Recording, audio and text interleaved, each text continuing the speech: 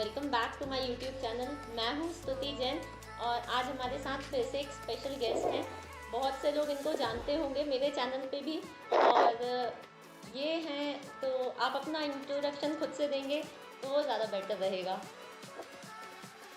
Hello guys, मैं Amrit Raj जुमराव TV का मालिक। और फाइनली अभी मैं क्या कर रहा हूँ ना कि लोगों को गाइड करता हूँ अपने चैनल पर। सीजीएल 2020 और सीएचएसएल 2020 से मेरे सिलेक्शन होने के पूरे चांसेस है and I am confident of my self कि मतलब फिक्स है कि नंबर वंबर उतने ज्यादा कि 4600 ग्रेड पे का जॉब, मेनली एक्साइज इंस्पेक्टर के चांसेस है गाइस। और अब आगे की मेरी जर्नी ये है कि लोगों की हेल्प करना। जितने भी लोग डरे हुए हैं, छोटे छोटे जगहों से हैं या फिर उनको ज्यादा रिसोर्सेज नहीं है, उनकी मैं हेल्प करता हूँ कि कैसे इस चीज को टैकल करें और कैसे इस चीज से बाहर आए। और गाइडेंस की जिसको भी जरूरत होती है वो लोग हम में या फिर स्तुति मैम को देखते हैं। और बस यही है मेरा इंट्रोडक्शन। आई थिंक शॉर्ट में मैंने बोल दिया। तो मैं आपको बताऊंगी कि जो अमृत सर हैं, इनके जो अभी 2020 का मेंस हुआ था, टीयर 2 हुआ था सीजीएल का, उसमें उनके मैथ्स में 180 प्लस मार्क्स हैं। तो आज हम उनके साथ इसलिए ही हैं कि वो हमको एक प्रॉपर स्ट्रैटेजी बता देंगे आपके प्री से लेके मेंस तक के लिए कि आपको कैसे पढ़ना है। आप ये वो अपनी प्रॉपर स्ट्रैटेजी जो उन्होंने फॉलो किया है अपने एग्ज़ाम के लिए 2020 में, वो पूरा आपके साथ शेयर करेंगे। और आप अगर चाहो तो आप वैसा ही डेडिकेटेड स्ट्रेटजी फॉलो कर सकते हो उनकी, और बुक्स भी बताएंगे, सब बताएंगे। तो आप बताइए आपने कैसे मतलब स्टार्ट किया था। हम सबसे पहले मैथ्स से ही बात करते हैं क्योंकि मैथ्स आपका सबसे ज़्यादा बेस्ट सब्जेक्ट कहेंगे हम। तो मैथ्स में आप बताइए कैसे स्टार्ट किया था आपने, जब मतलब आप बिल्कुल बिगनिंग से बता दीजिए कि बिगनर्स के लिए, कि उनको सबसे पहले, जैसे आजकल बहुत सारे क्वेश्चन मेरे चैनल पे ये रहते हैं कि अभी के टाइम पे कौन सा कोर्स लेना, कौन से टीचर का कोर्स लेना बेस्ट रहेगा अगर वो स्टार्ट कर रहे हो। तो आपके ध्यान में कोई हो या कोई का आपने फॉलो किया हो जो बहुत अच्छा निकला हो आपके लिए। देखिए आजकल जो ये जितने भी आगे आने वाले लड़के जो है, बिगिनर्स है, जो प्रिपरेशन करते हैं ना, इनके अंदर ये कॉमन क्वेश्चन होता है कि कौन टीचर बेस्ट होते हैं। और मैं शुरू से लेकर के आज तक यही बोलूंगा कि भाई पढ़ना तुमको है, सिलेक्शन तुमको लेना है। तुमको देखो कि तुम्हारी ट्यूनिंग जो है ना दोस्त, वो किस टीचर से अच्छे से बैठती है। सपोज करो कि मेरे को हम गगन सर से पढ़ रहे हैं और हमको समझ में चीजें नहीं आ रही हैं, और आप गगन सर से पढ़ रहे हो एंड आपके लिए वो फेवरेट टीचर है, तो आपके लिए बेस्ट वो हो गए। हमको किसी और टीचर का अच्छे से समझ में आ रहा है, तो you will have to find on YouTube, you will have to see demo classes on YouTube ना। देखो कि कौन, मतलब देखिए स्तुति जी, मैं आपको बता रहा हूँ कि हर एक लोगों के समझने का तरीका लाइक, और सामने कौन टीचर है, उन ट्यूनिंग एक होता है। आप समझ रही है ना। सारा टीचर्स, जितने भी सारे टीचर्स हैं ना, अपने आप में बेस्ट देते हैं, अपने आप में बेस्ट देते हैं। पढ़ना आपको है। मैथ में क्या करते हैं ना बच्चे कि बस वो गलती यही करते हैं कि कौन टीचर बेस्ट है, कौन टीचर बेस्ट है। हम लोग क्या करते हैं कि बस हमें सीखने से मतलब होता है, हम सीखने पर काम करते हैं, दिमाग हमको चलाना है। टीचर्स का काम होता है गाइड करना, टीचर्स का काम होता है गाइड करना। और फिर भी कोई बस यही बोलेंगे कि एक दो टीचर जिनके नाम आप सजेस्ट कर सको कि हाँ आप इनसे पढ़ के फिर भी देखो, ठीक है। इनमें से आपको जो हाँ, बेस्ट जब लगते हैं वो आप अपने लिए उनका कोर्स देख सकते हो। मतलब आप 2-3 नाम आप टीचर्स के बताओ हम जो आपने पढ़े हो जिनसे, हमने उनका नाम हम बताओ। मेरे लिए हमको पर्सनली भूतेश सर बहुत अच्छे लगते हैं। हमको जब हम बिगिनर थे और हमको कुछ भी चीजें समझ में नहीं आती थी, लाइक हम राकेश यादव का क्लास नोट्स इधर फॉलो कर रहे थे, और कुछ भी चीजें अगर नहीं समझ में आती थी ना, तो सीधे भूतेश सर का वीडियो मेरे लिए वो हेल्पफुल होता था। वो तो अपना कितना पुराना उनका वीडियो है ना, एनिमेशन के माध्यम से समझा देते थे। आजकल के बच्चे क्या करेंगे कि नया नया ये सर पुराना है, 4 साल पुराना है, अरे वो चीज नहीं देख करके आप ये देखो, समझने पे फोकस करो कि सर एनिमेशन के जरिए आपके कॉन्सेप्ट को समझा रहे हैं, वो क्लियर कर रहे हैं। कि 10-10 मिनट के अंतराल पर अगर बसें निकलती है कहीं से, एक आदमी इधर से जाता है, वो तो हमको ऐसे ही समझ में नहीं आ रहा था, वो एनिमेशन के माध्यम से समझाया, एक बार में क्लियर हो गया। तो भूतेश सर को मैंने फॉलो किया हुआ है। Rakesh Yadav class notes arithmetic के लिए मैंने पर्सनली फॉलो किया हुआ है। नॉर्मल देखो, एक चैनल था लर्न विद स्टडी, उनका भी कंसेप्ट एवरेज है, समझाने का तरीका एवरेज है। एफर्ट लगा लगा के मैंने उनका वीडियो देखा, मैंने सीखा। तो मेरे दिमाग में ये नहीं था जैसे बिगिनर्स के दिमाग में होता है कि इनसे पढ़ेंगे तो सिलेक्शन हो जाएगा, इनसे पढ़ेंगे तो सिलेक्शन हो जाएगा। मेरा काम था कि नॉलेज गेन करो। सपोज करो कि टाइम एंड वर्क है, यूट्यूब पर फ्री वीडियो पड़ा हुआ है, कोई टीचर का अच्छा एकदम बताया हुआ है, 3 पार्ट में, हम 3 पार्ट वो देख लिए। तो हम देखते थे तो रटते नहीं थे कि ये टाइप वाइज है, इसको भैया इसी को करना है ना, हर एक पीछे का कॉन्सेप्ट मेरा क्लियर होता था। उतना दिमाग की आखिर 2% काम कर रहे हैं मिल करके, 1% 3 दिन बाद छोड़ दिया, तो ये काम शेष कितने दिनों में समाप्त होगा। तो लॉजिकली हम सोचते थे, उस चीज में जीते थे, और यही करना चाहिए। मतलब आपसे अगर कोई भी एक स्टेप अगर पूछ देना कि ये मैथ कॉन्सेप्ट्स की क्लैरिटी सबसे ज्यादा इंपॉर्टेंट है, टीचर कोई से भी हो, 100% कॉन्सेप्ट्स क्लियर हो रहे हो, यही आप यस कॉन्सेप्ट की जो क्लैरिटी है ना, हम सबको बोलना चाहेंगे कि इनको आप बोलिए कि कॉन्सेप्ट क्लियर करना आप सीख लो। आपसे अगर कल को कोई पूछ दे रहा है कोई चीज, तो आपको वहां पे पढ़ा देने का क्षमता होना चाहिए कि देखो ये ऐसे हुआ, ये ऐसे हुआ, ये ऐसे हुआ, इतना चीज होना चाहिए आपके पास, एक एक स्टेप की क्लैरिटी। तो वैसे भी मैंने भी बहुत बार बोला है, जब कोई पूछता है कि कौन से टीचर है, तो आप चेक करो, यूट्यूब पे चेक करो, 2-4 बार क्लासेस लेके देखो अलग अलग टीचर्स से, जिसका आपको पढ़ाने का तरीका समझ आता है, आप उससे पढ़ सकते हो। यही सर ने भी आपको बताया। तो इसके अलावा अब आप बताओ कि आपने मतलब जब अपना पहले कितने टाइम में सिलेबस कंप्लीट कर लिया था, एंड कितने टाइम प्रैक्टिस करी आपने, कितना टाइम लगा आपको प्रैक्टिस में, कैलकुलेशन में, ये सब चीज़ें मैथ्स के लिए? एक्चुअली हमने टाइम, ग्रेजुएशन ये था मेरे दिमाग में कि जैसे ही ग्रेजुएशन क्लियर हो जाएगा सिलेक्शन ले लेना है, चाहे कुछ भी हो जाए। फर्स्ट अटेम्प्ट सेकंड अटेम्प्ट नहीं सोचना है, ज्यादा हम लोग फालतू चीजों में विश्वास नहीं करते थे, बस ग्रेजुएशन क्लियर हो जाएगा सिलेक्शन ले लेना है, ये चीज था। तो अपना वो चलते थे लोग। थर्ड ईयर में आए तो बस थर्ड ईयर जैसे ही पास हुआ तो थोड़ा सा सीरियसनेस आया था, लेकिन वही है जैसे लोग बिगिनर्स करते हैं, लोग थोड़ा भटकते हैं ना कि ये भी पढ़ ले वो भी पढ़ ले, मेरे साथ भी शुरू में ये चीजें थी। और एक चीज तो हम पक्का बोलेंगे कि एक चीज प्रॉब्लम्स आप लोगों के भी माइंड में जो भी देख रहे हैं लोग आती होगी कि गवर्नमेंट जॉब होगा कि नहीं होगा, ये मेरा सबसे बड़ा वो था। मेरे लिए वो सबसे बड़ा वो मेजर वो पीछे हमको खींचता था कि होगा कि नहीं होगा, ये चीज। तो दोस्त लोग जो मेरा था वो सारा फर्स्ट अटेम्प्ट में लेकर के चला गया, और फर्स्ट अटेम्प्ट में हम अपने कमजोरी पे काम नहीं करते थे। सपोज करो कि ज्योमेट्री मेंसुरेशन है, हम जानते कि मेंस में हमसे वो पूछेगा, हमने क्या किया, ज्योमेट्री और मेंसुरेशन का कॉन्सेप्ट पढ़ करके, और हम बस कॉन्सेप्ट पढ़ के प्रैक्टिस बिना किए चले गए। मैथ में पिछली बार मेरा डूब गया था, तो सिलेक्शन मेरा नहीं हुआ था, डॉक्यूमेंट वेरिफिकेशन मैंने छोड़ दिया था, नंबर कम होता है तो मैं नहीं चाहता हूँ। और आपका क्वेश्चन क्या था कि कैसे शुरू किया था? हाँ, हम जब पढ़ रहे थे तो मेरा फिक्स था, सिलेबस था वो कितने टाइम में खत्म कर लिया था, कि मतलब टाइम में, जैसे अभी टाइम कम बचा है तो बहुत से लोगों का ये रहता है कि हमारा सिलेबस ही नहीं हुआ तो हम कैसे प्रैक्टिस करें या क्या करें। तो उसके लिए कुछ मतलब आपने कितने टाइम में सिलेबस ख़त्म कर लिया था मैथ्स का? जैसे कि मैंने देखा है कि मेरी प्रिपरेशन में मैंने 3 महीने के 2.5 महीने में सारे, मतलब अगर मैं कोई का लेक्चर देखनी हूँ तो 2.5 महीने में मैंने सब खत्म कर लिया था। उस हिसाब से मतलब वैसा मैं आपसे पूछ रही हूँ कि आपने कितने टाइम में ख़त्म कर लिया था। मेरे हिसाब से 2.5 महीने 3 महीने बहुत होते हैं सिलेबस ख़त्म करके प्रैक्टिस करने के लिए।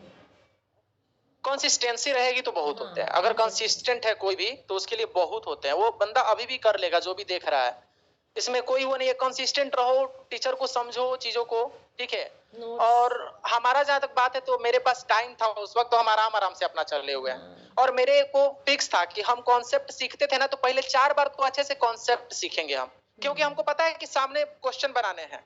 तो इससे अच्छा है कि कॉन्सेप्ट में इतना माहिर हो जाओ कि कल को हम क्वेश्चन में जाएंगे ना तो हमको ये नहीं सोचना पड़ेगा इसका तो कॉन्सेप्ट पढ़े थे, भूल गए। तो जैसे ही कॉन्सेप्ट क्लियर हो जाता था विद रिवीजन ना, उसके बाद जाते थे उधर 100 क्वेश्चन लगा देते थे। टाइम से नहीं लगाते थे, अपना सुबह से शाम जितना भी टाइम मेरे पास होता था उस वक्त, तो 100 क्वेश्चन लगाते थे। और 100 क्वेश्चन लगाने से हमको सबसे बड़ा फायदा ये हुआ, हम ये तो भाई एकदम बोलेंगे ना कि कंसिस्टेंसी में इतना पावर होता है कि वो आपको कहां पे पहुंचा देगा जिसकी कोई हद नहीं है।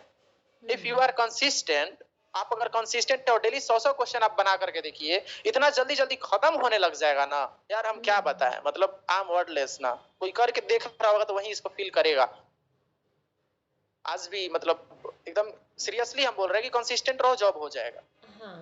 और रिवीजन सही बात है। बुक्स कोई सी सजेस्ट अभी के, मतलब जो आने वाला 2022 है उसके लिए मैथ्स की बेस्ट बुक कोई सी आप, मतलब क्योंकि सबसे ज़्यादा तो प्रीवियस ईयर डेडिकेटेड ही क्वेश्चन करने हैं, बट कौन सी बुक सबसे अच्छी है जैसे कि प्रीवियस ईयर जिसमें सारे मिल जाएं, सबका कंपाइलेशन एक साथ हमें किसी एक बुक में मिल जाए जो हम अभी ले सकें, या मतलब जो देखने वाले हैं हमारे व्यूअर्स वो ले सकें? आपको लगता है, आपने एक्सप्लोर किया होगा काफ़ी सारा, आपका चैनल है जैसे आपने सजेस्ट करा होगा कोई बुक, तो देखिए अभी सबसे one of the best books I will suggest now, one of the best books in mathematics, Kiran भी बेस्ट है, राकेश यादव भी बेस्ट है और पिनाकल भी बेस्ट है, लेकिन तीनों में अगर हमको किसी को फर्स्ट प्रायोरिटी देना होगा ना, तो एक बात बताइए, मान लीजिए कि दो लोग हैं, एक हम हैं, पहले एसएससी का क्वेश्चन हम सेट करते थे, और एक आप हैं, आप 4 सालों से एसएससी का क्वेश्चन आप सेट कर रहे हैं, तो आपका सोचने का नजरिया कुछ और है, मेरा सोचने का नजरिया कुछ और था। अभी जो नेक्स्ट एग्जाम होगा वो आप लेटेस्ट आप ही क्वेश्चन सेट कर रहे हो, सोच लो, तो आप जो लास्ट 4 सालों से करते आ रहे हो, तो एक पैटर्न बना तो होगा ना कि टीसीएस इस टाइप का क्वेश्चन देता है।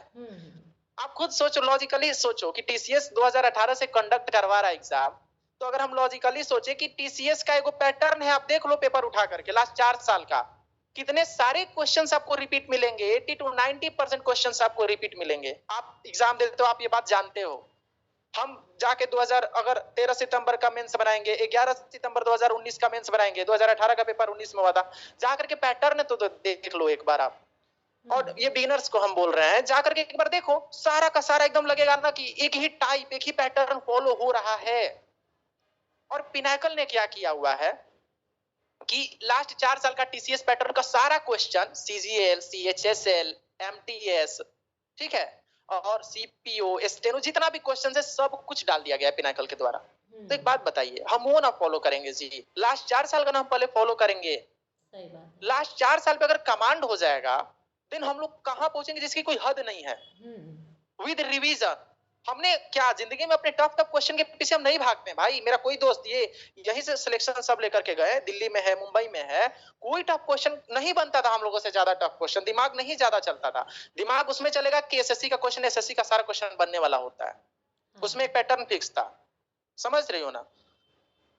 और यहाँ पे बस यही है कि बस कैलकुलेशन था, उसमें रिवीजन करते गए। कैलकुलेशन के लिए सजेस्ट करेंगे क्या, मतलब क्या अभी के टाइम पे कैसे कैलकुलेशन इंप्रूव कर हमको सकते हैं? कंसिस्टेंसी तो रखनी हमको पड़ेगी, ये चीज, हाँ भाई कंसिस्टेंसी तो रखनी पड़ेगी। जैसे कि कुछ आप बताओ कि मतलब आपने फॉलो किया था जो वो चीज। हम जब सीजीएल प्री का दे करके आए थे, तो मेरा मैथ में शायद हमसे 20 को मैथ बना हुआ था, सीजीएल 2020 का प्री। हमको पता चल गया था कि मेरे अंदर कमी कहाँ पर है, हमको पता चल गया था कि कमी है कैलकुलेशन में। और भैया पिछला बार जो मेरा 2019 वाला मेंस में जो मेरा सबसे ज्यादा गंदा नंबर आया था मैथ की वजह से, 140 नंबर आया था, दोस्त लोग 73 को हम अटेम्प्ट किए थे, दोस्त लोग 94 को अटेम्प्ट किया था। बस यही था कि वहां पे कैलकुलेशन में मार खाए थे, हमसे सब क्वेश्चन बन जाएगा, लेकिन कैलकुलेशन था मेरा खत्म। ठीक है, तो सोच लेते कि भाई क्वेश्चन तो हमसे बन रहा है, क्वेश्चन के लिए कॉन्सेप्ट तो हमने पढ़ा हुआ है, कैलकुलेशन पे हम क्यों नहीं काम करें? जो टफ क्वेश्चन बनाने को छोड़ करके हम अगर कैलकुलेशन को ही इतना फास्ट बना देंगे, तो जितना आसान क्वेश्चन आ रहा है स्क्रीन के ऊपर उसको हम अगर बना ले रहे हैं, बाकी जो लास्ट में थोड़ा सा लेवल का भी क्वेश्चन अगर आ रहा है थोड़ा मोड़ा, तो मेरा कैलकुलेशन से तो टाइम बचता है, बहुत ज्यादा टाइम बचता है। 20 मिनट 25 मिनट मैथ में तो बहुत ज्यादा हो जाता है टाइम, 25 क्वेश्चन बनाने के लिए, तो टाइम तो बचता है। टाइम बचता है तो उसको आदमी आराम से यूटिलाइज कर लेता है। जो भी क्वेश्चंस थोड़े मॉडरेट टाइप के होते हैं, तो कैलकुलेशन के लिए हमारा एक वीडियो है मेरे चैनल पर, शायद आप नहीं देखी होंगी, उसमें मैंने बहुत बेसिक से बताया हुआ है, तो बेसिक से बताया हुआ है कि कैसे कैलकुलेशन करना चाहिए। उस वीडियो का लिंक हम डिस्क्रिप्शन में डाल देंगे, तो आप जाके ज़रूर से विजिट कर सकते हैं, चेक कर सकते हैं, और उस वीडियो को देख के आप वो चीज़ इम्प्लाई कर सकते हैं अपने डेली रूटीन में, तो आपको देखना बहुत हेल्प मिलेगी। मैंने भी देखी थी जिसमें आपने एप्स बताए थे, वही वीडियो बोल रहे हैं ना? हाँ एप्स बताते हैं, और 2 दिन पहले कैलकुलेशन करते हुए हम डाले हैं। उसमें भी मतलब लोगों ने काफी पसंद किया उसको। काफी बेसिक करते हैं लेकिन इतना फास्ट करते हैं जिसकी कोई वो मतलब करते करते खो जाता है भाई। करते करते तो हम जब मल्टीप्लिकेशन कर रहे हैं, मल्टीप्लिकेशन मतलब क्या, एडिशन भी उसमें यूज में ला रहे हैं, उसमें सब्सट्रैक्शन भी यूज में ला रहे हैं, तो एडिशन और सब्सट्रैक्शन और मल्टीप्लिकेशन कर रहे हैं तो एक पैटर्न बन जाता है। सपोज करो कि हमको मल्टीप्लाई करना है 345 इंटू में 496, तो 345 ब्रैकेट में 496 को 500 माइनस में 4 इजीली लिख सकते कि नहीं लिख सकते? तो सब्सट्रैक्शन भी तो क्लियर हुआ है ना। एक एक चीज में हमने देखा हुआ है कि इस चीज को करेंगे तो इसका ये प्रॉफिट होगा, इसका ये प्रॉफिट होगा। ये चीज ऑब्जर्व करने से आता है, ऑब्जर्वेशन से आता है। हमने टफ क्वेश्चन नहीं बना करके कैलकुलेशन में फोकस किया। 2020 में 180 आने का यही रीजन था कि बहुत फास्ट भागे थे हम। मतलब मेरा ऐसा नहीं कि शुरुआत में हम भी नर्वस हुए थे, थोड़ा सा शुरू में थोड़ा सा नर्वस तो हुए थे, लाइक यार टाइम चल रहा है, लग रहा है ये भी एग्जाम खराब चला जाएगा, थोड़ा सा तो वो निगेटिव थिंकिंग आता है। बट उस समय मेरे हाथ में कैलकुलेशन था, क्वेश्चन स्किप करना जानते थे, जितना आसान क्वेश्चन है बनाओ प्लस पहले। कैलकुलेशन स्पीड, ये दोनों बहुत ज़रूरी है मैथ्स के हाँ, लिए। आपको कॉन्सेप्ट तो आता ही है, कॉन्सेप्ट तो आता ही है, हाँ, कॉन्सेप्ट आप एक बार समझ पढ़ रहे के हो ना गाइस? क्लियर कर सकते हो, और साथ में स्पीड आप इम्प्रूव कर सकते हो। हाँ, आप बोल रहे इनको थे। बोलिए आप लोग, ये लोग कैलकुलेशन कर रहे हैं, ये लोग कंसेप्ट सीख रहे हैं, लेकिन कैलकुलेशन को इग्नोर हाँ, कर रहे हैं। अरे डेली अपने आप को इंप्रूवमेंट पे देखो ना कि कितना फास्ट कर रहे हो आप। कॉम्पीट भी करना पड़े तो कॉम्पीट करो आप लोग, नहीं तो पता है स्तुति जी कि ये लोग पढ़ लेते हैं और कैलकुलेशन एग्जाम में जाकर के स्लो हो जाते हैं, कैलकुलेशन गलती होने लग जाता है। तो अभी से ये लोग करेंगे तो आप बताओ कि एक आदत ना बन जाएगा सही सही करने का कैलकुलेशन। एग्जाम में अगर घबरा भी रहे हो तो आप वहां पे हैंडल कर लोगे सिचुएशन को, क्वेश्चन समझे, मान लो कि थोड़ा घबरा भी रहे तो सही ही आएगा आपका कैलकुलेशन।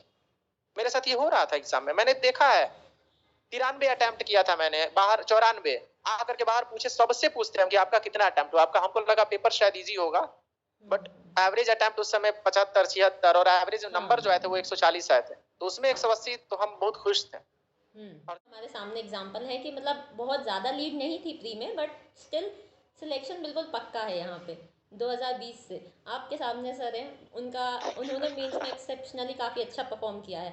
180 नंबर लाना छोटी चीज़ नहीं होती है।